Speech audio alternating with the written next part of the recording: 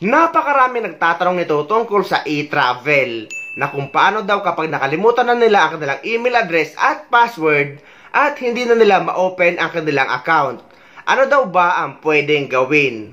Kapag ganoon guys na wala nang chance na ma-open nyo ang inyong e-travel account, ay pwede naman gumawa ng panibagong account gamit ang ibang email address. Lalo na kung yung unang account nyo ay pinagawa nyo lang sa ibang tao at hindi sa inyo na ibigay ang password at ang email address. So, ang gagawin nyo guys ay gumawa na lang kayo ng panibagong account sa e-travel gamit ang ibang email address. Wala namang problema yon. Sa mga nagtatanong naman kung pwede daw ba gumawa ng e-travel account kahit hindi pa uuwi sa Pilipinas, ang sagot guys ay yes, pwede kayo gumawa ng e-travel account in advance kahit hindi pa kayo uuwi sa Pilipinas.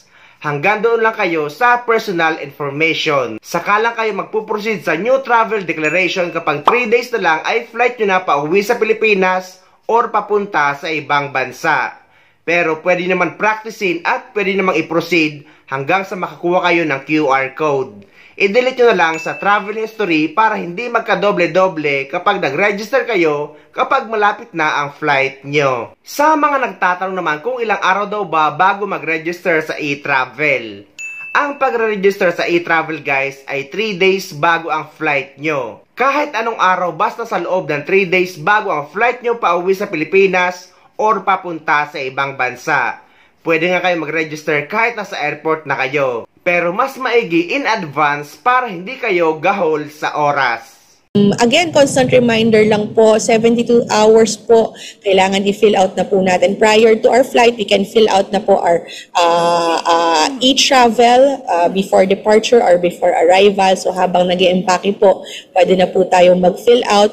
Libre po ito, wala pong babayaran, wag pong magpapaloko sa mga fake na mga websites kasi may nakikita tayo ng mga fake na websites na naniningil po for the e-travel. This is free and this is easier na po compared doon sa mga old paper-based natin na maraming sinusulatan for different government agencies. Pinagsama-sama na po natin ito sa isang platform. And doon sa mga aalis naman po, reminder din po, at least 3 hours before, you have to check in na po and dire-diretso na po sa immigration area. Sa mga walang idea naman kung paano mag-register sa e-travel arrival card kapag uuwi sa Pilipinas at sa e-travel departure card kapag pupunta sa ibang bansa, meron akong video tutorial na ilalagay ko sa description ng video na ito, pati ang e-travel website para hindi na kayo mabiktima ng fake website na nanghihingi ng bayad.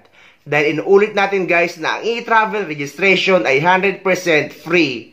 Wala kayong babayaran ni piso. Kapag nanghihingi ng bayad, ay nasa maling website kayo or nasa scam na link.